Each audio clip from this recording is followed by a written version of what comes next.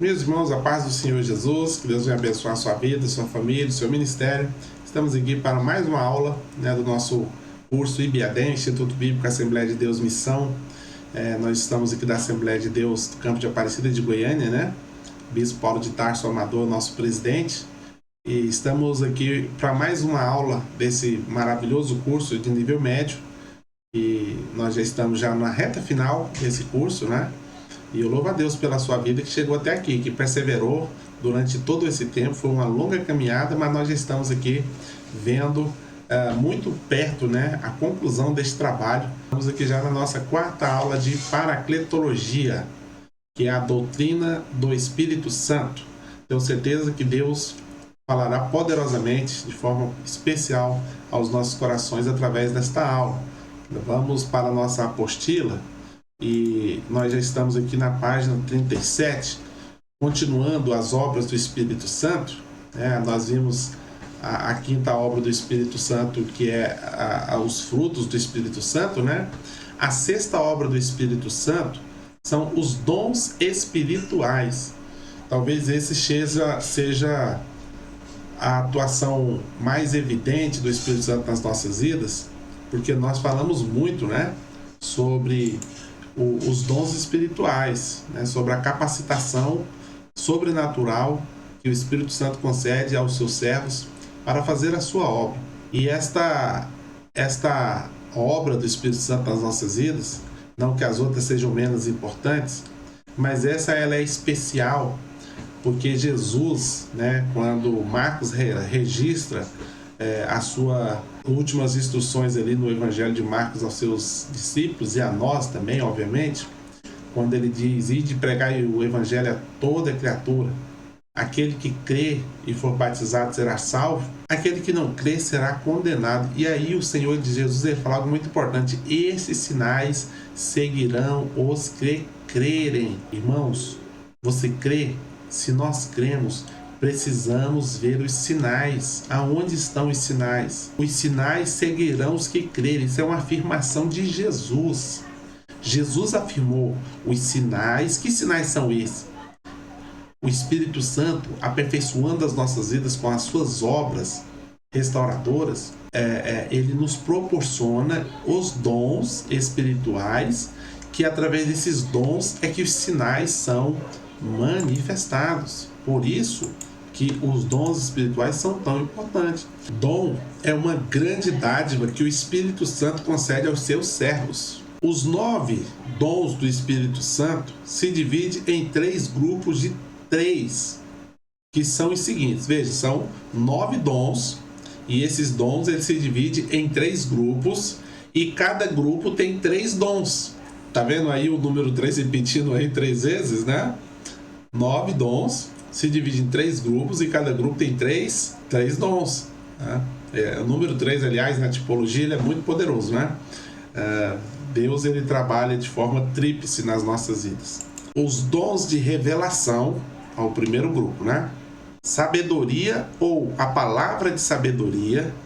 Dentro dos dons de revelação, nós temos aqui sabedoria, ou palavra de sabedoria, ciência, ou conhecimento, e discernimento de espírito. Esses 3 dons, né? Sabedoria ou palavra de sabedoria, ciência ou dom do conhecimento, discernimento do espírito, são dons de revelação.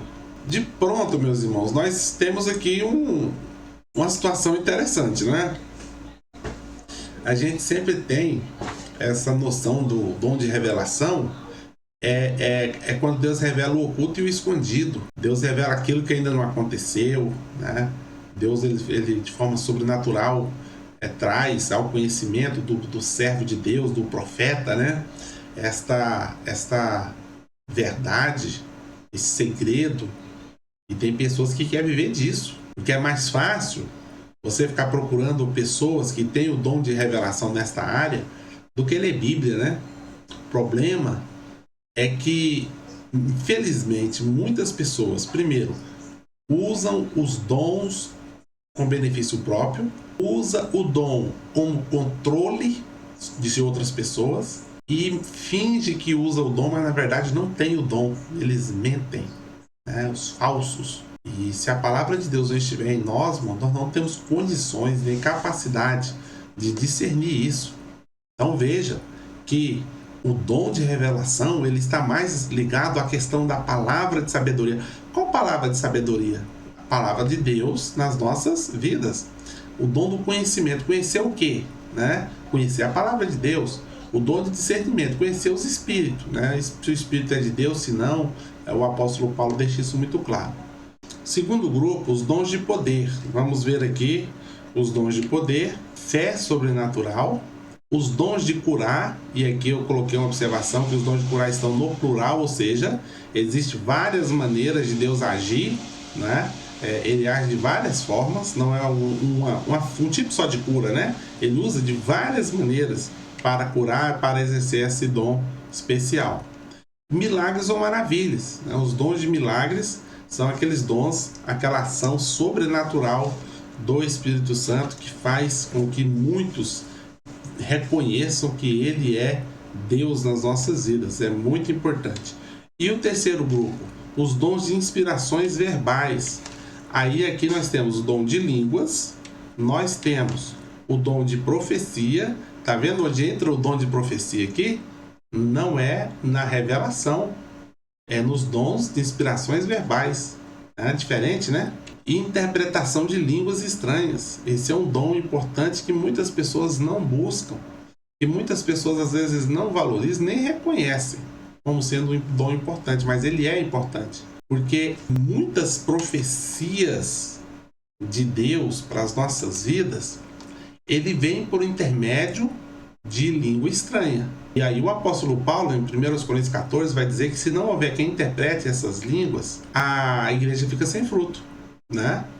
Aliás, ele até fala para não falar em línguas, se caso não tiver quem interprete. E veja, irmãos, o contexto. Nesse contexto aí, está falando de profecias em línguas, tá? Não é apenas louvar e glorificar o nome do Senhor em línguas, mas está falando mais precisamente da profecia em línguas. Quando alguém é tomado pelo Espírito Santo e ele entrega uma profecia para a igreja em línguas estranhas, precisa haver quem interprete. Precisa haver quem interprete. Por quê? Porque só a interpretação desta profecia vai gerar fruto da igreja. O apóstolo Paulo deixa isso muito claro quando ele fala: se não houver quem interprete, a igreja ficará sem fruto. E, inclusive ele diz: olha, se não tiver quem interprete, não fale. E ele não está falando de falar no sentido de louvar e adorar a Deus em línguas, não. Ele está falando: não entregue a profecia em línguas se não houver quem interprete. Por quê? Qual vai ser a função prática desta profecia, visto que ninguém vai entender, né? Os propósitos dos dons do Espírito Santo. Página 38, tá, irmãos? Para a glorificação do Senhor. O primeiro propósito dos dons é a glorificação do Senhor.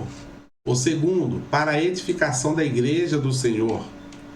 Terceiro, para a confirmação da palavra. Os dons não são atestados de santidade e de salvação. Aqui existe outra questão importantíssima, que muitas pessoas também têm uma dificuldade muito grande de entender. Por quê? Porque muitas pessoas têm dons, e dons inegáveis, são dons realmente evidentes, que realmente ali há algo de sobrenatural. Mas aí você olha para a vida daquela pessoa, uma pessoa toda desconcertada, uma pessoa que não tem compromisso com o próximo, com Deus, né? E você fala: mas como que Deus pode estar usando essa pessoa? E aí, irmãos, está o grande perigo. Alguns chegam a dizer: não é Deus. Isso aí não é Deus, essa pessoa, ela não tem nada de Deus. E aí é um problema. Por quê? Porque se realmente é Deus que está falando através daquela pessoa, você está blasfemando. Porque você está dizendo que não é o Espírito Santo quando é. Agora, mas como assim, meu Deus? Como Deus vai usar um cidadão desconcertado? Um cidadão que às vezes está até em pecado. Isso é muito difícil, né? De entrar na nossa cabecinha, vamos dizer assim. Vamos voltar aqui para a apostila, nós vamos continuar entendendo isso aqui. Alguém pensa que por ter os dons já está salvo e também estão mais próximos ou têm mais comunhão com Deus que os outros. A operação do Espírito Santo não depende do mérito ou santidade de ninguém. Aqui é que está o X da questão. A operação do Espírito Santo tem compromisso com a sua igreja. A operação do Espírito Santo tem compromisso com as almas sedentas por salvação. A operação do Espírito Santo tem compromisso com a sua palavra e não com o vaso que está sendo usado. Aquele vaso, irmãos, o apóstolo Paulo deixa isso claro em Daniel também, quando ele fala que existe na casa muitos vasos, uns para a honra, outros, porém, para a desonra. O que faz um vaso ser para a honra ou para a desonra? Já parou para pensar nisso? É a utilização que se faz do vaso. Não importa de que esse vaso é feito, às vezes é um vaso de ouro, mas o interior, o conteúdo depositado neste vaso é podre, é nojento, não vale nada, né? Esse vaso é para a desonra, apesar de ser um vaso de ouro. De outra sorte, um vaso de barro pode ser usado para guardar tesouros, para guardar toda a economia de uma família, né? Milhares e milhares de dólares. A dificuldade de se entender isso é que, olha, a operação do Espírito Santo não depende do mérito. O Espírito Santo não está agindo ali porque aquela pessoa tem méritos, porque aquela pessoa fez naquele momento algo que merecesse ser utilizada. Irmãos, isso é um mistério. Deus usa quem Ele quer, da forma que Ele quer e na hora que Ele quer. Agora, o que nós precisamos entender é que a ação de Deus na vida de uma pessoa não é confirmação de Deus da conduta desta pessoa. Vocês se lembram do deserto, quando Moisés tira o povo do Egito? Aquele povo, irmãos, eles viram milagre todos os dias durante 40 anos. Todos experimentaram milagres. Todos foram alcançados por milagres sobrenaturais. Irmãos, nós estamos falando de comida que cai do céu todo dia. Literalmente, irmão, isso não é tipologia, não. Isso é literal. Caía comida, este povo colhia e comia o maná. Isso foi 40 anos. A roupa daquele povo não se envelhecia. Os sapatos nos seus pés não terminavam. Este povo não ficava doente. Eles morreram porque chegou o tempo deles morrerem. E a palavra diz que eles não herdariam pela sua rebeldia. Então não pense, a pessoa que está sendo usado de forma sobrenatural por Deus, que a sua salvação está garantida, porque não está. Não se trata disso. Não se trata disso. Não se trata disso. Eu fico vendo as pessoas tentando encontrar algo de errado na vida do homem, de uma mulher usada de forma sobrenatural para tentar desmascarar. Se você vai, por exemplo, na internet, sinceramente eu não acompanho isso, mas eu sei que tem na internet. Se você procurar vídeo lá, desmascarando o fulano, desmascarando o ciclano, a máscara do cidadão caiu, né? Como se, sabe, se fosse mudar alguma coisa, irmãos, Deus, ele vê o profundo, o oculto e o escondido. Você acha que se nós estamos vendo o erro, Deus não está?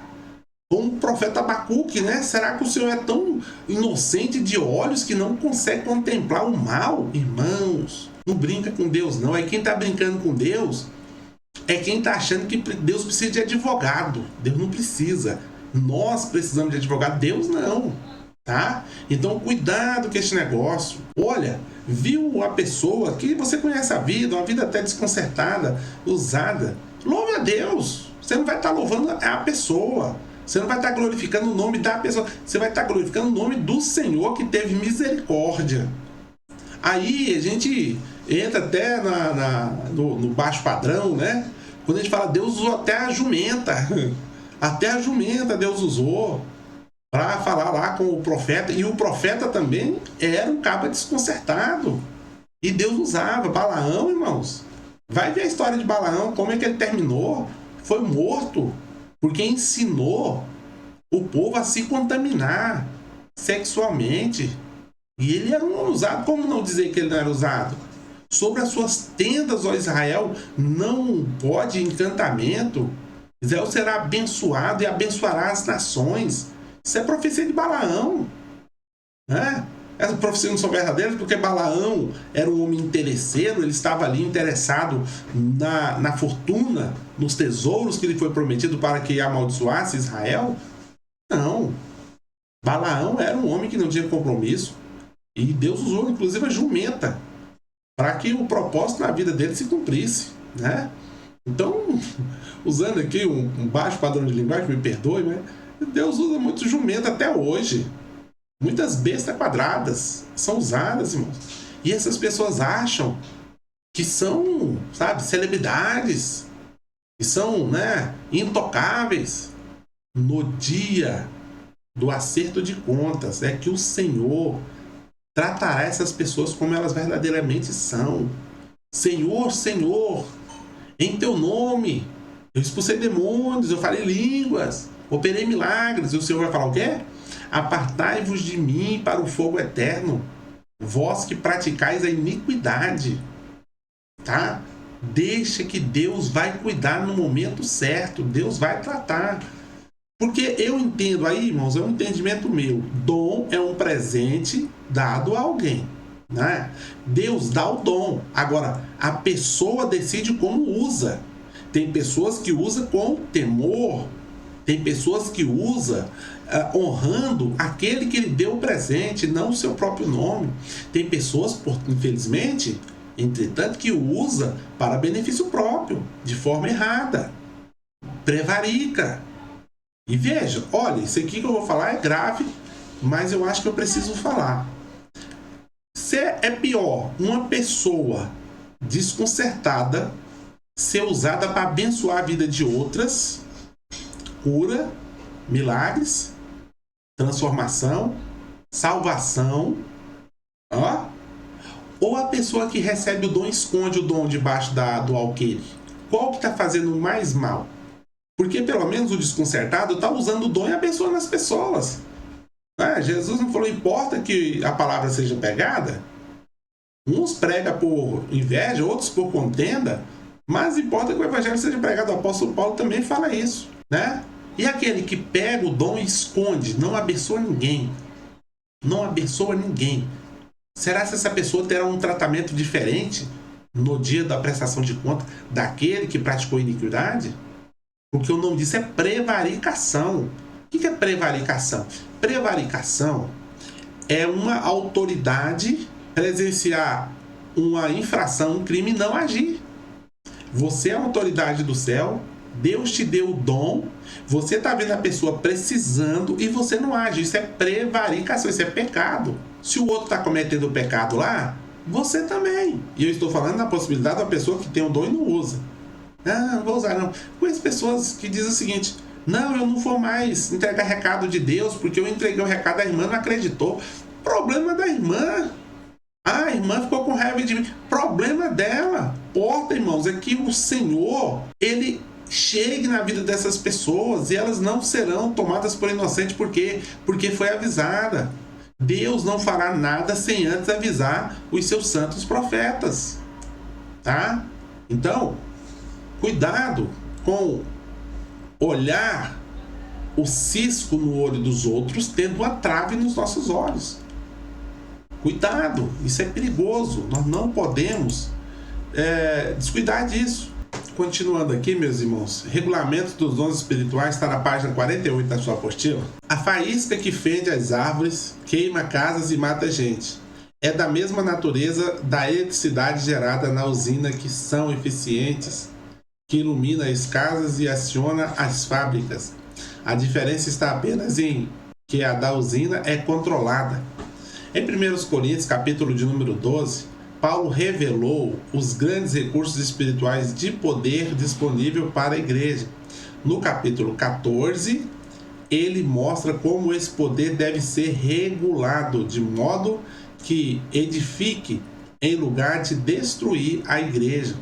A instrução era necessária, pois uma leitura deste capítulo demonstrará que a desordem havia reinado em algumas reuniões, devido à falta de conhecimento das manifestações espirituais. Isso aqui é interessante, irmãos. O apóstolo Paulo, o grande apóstolo, né? Que foi o expoente do evangelho, usado por Deus, por exemplo, ali em 1 Coríntios capítulo de número 11, né? Verso 23, todo mundo conhece o texto, onde ele diz: eu recebi do Senhor, que também vos ensinei, que o Senhor Jesus, na noite foi traído, tomou pão, tendo dado graça, partiu e disse: tomai e comei, isso é o meu corpo que é partido por vós, fazei isso em memória de mim, e sucessivamente.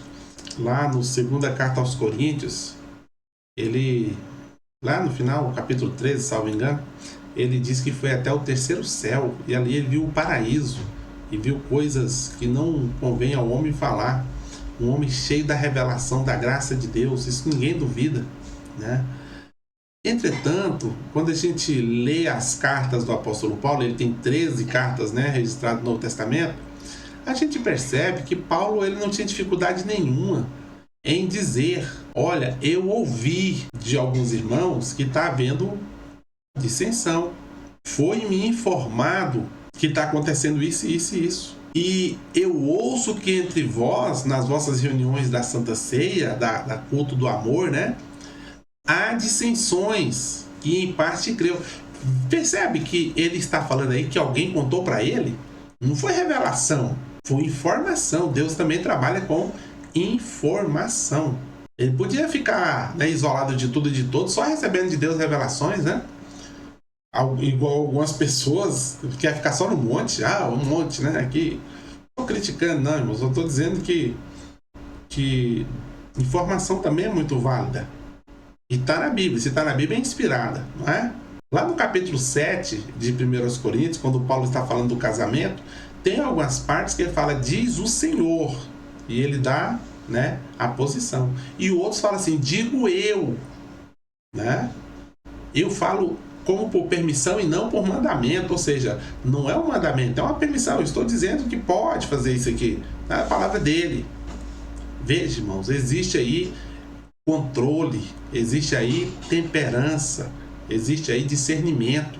Deus dá autoridade para o servo dele, não é apenas para ele ser usado de forma sobrenatural, não, mas também de forma sóbria, de forma temperada, de modo que ele traga equilíbrio para o trabalho, né? Então, o texto que nós acabamos de ler aqui vai dizer que havia descontroles, abusos, especialmente por parte da igreja de Corinto, lá na Grécia, sobre o uso dos dons. Está falando aqui que havia ordem, e a ordem estava reinando, devido que a falta de conhecimento. A única coisa que destrói, que pode destruir um crente, é a falta de conhecimento, segundo a Bíblia. Oséias vai falar: o meu povo é destruído porque lhe faltou conhecimento. A falta de conhecimento destrói. A falta de conhecimento quebra ministérios. Eu tenho dom. Ok.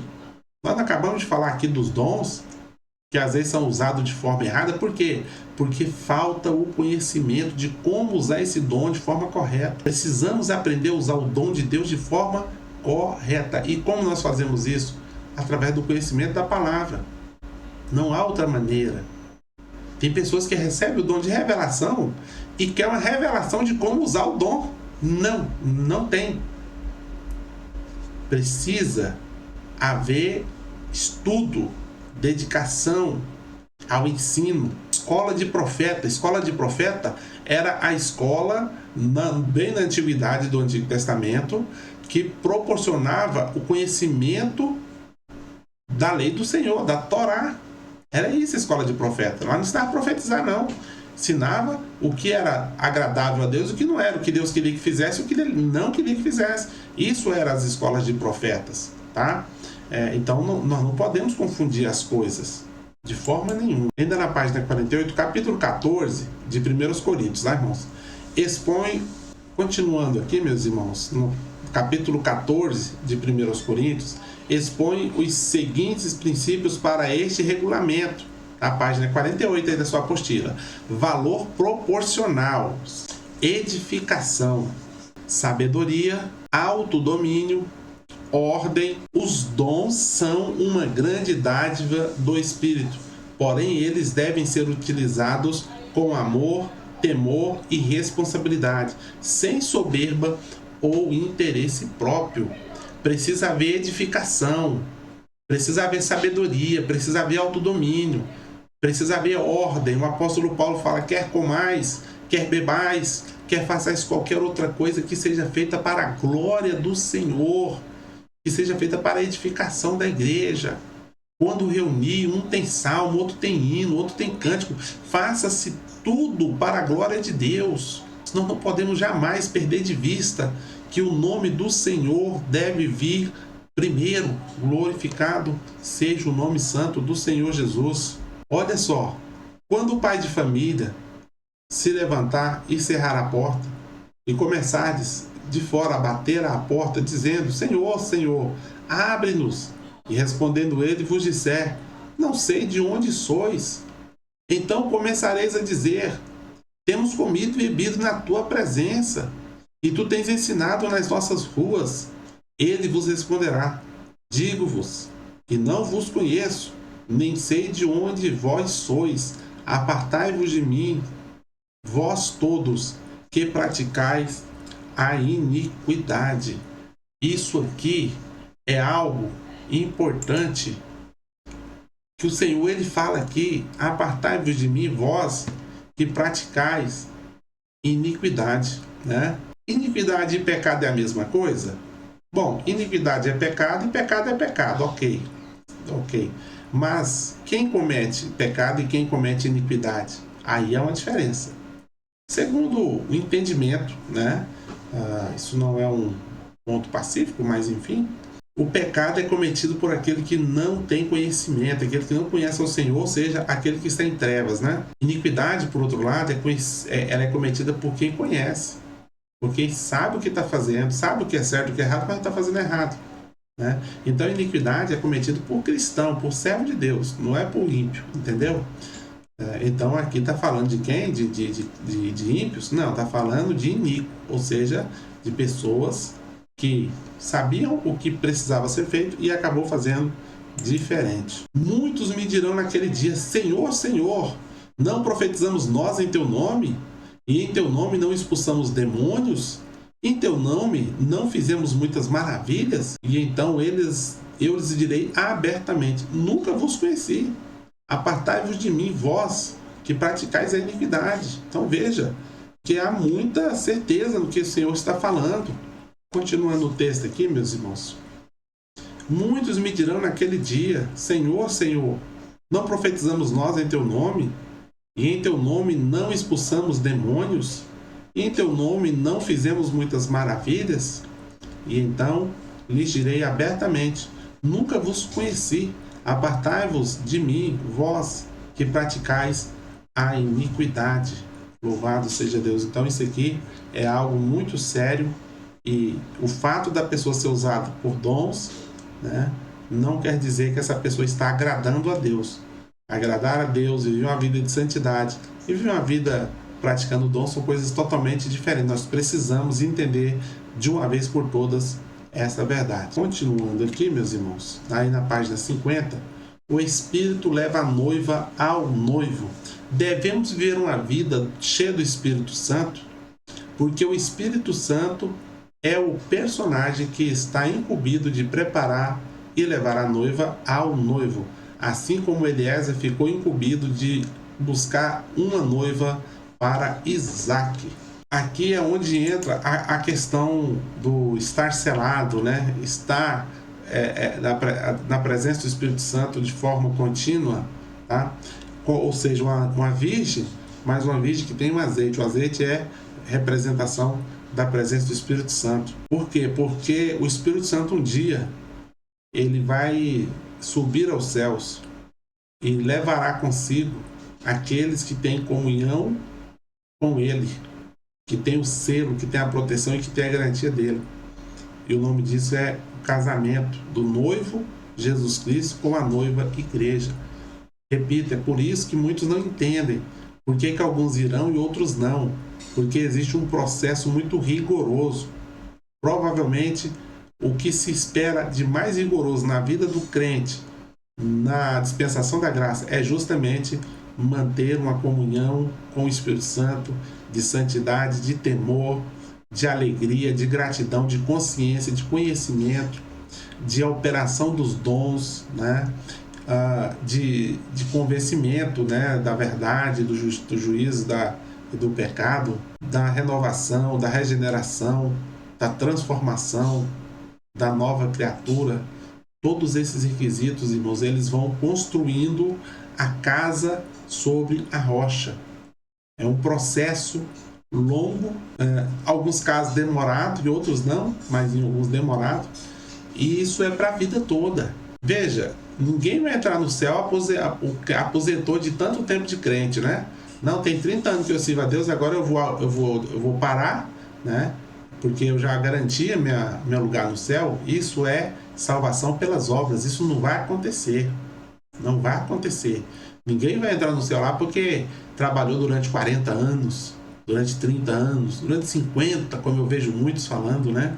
Mas veja, irmão, a pessoa, eu vi um pregador, né, há pouco tempo no congresso, na convenção, que prega há 64 anos. 64 anos que ele prega a palavra do Senhor. E ele prega como se fosse a primeira vez. Eu achei aquilo maravilhoso. Ou seja, não aposentou, não jubilou. Ele continua trabalhando, ele continua exercitando, continua esperando o encontro com o noivo. Muitos, milhares de pessoas nessa mesma condição dormiram no Senhor.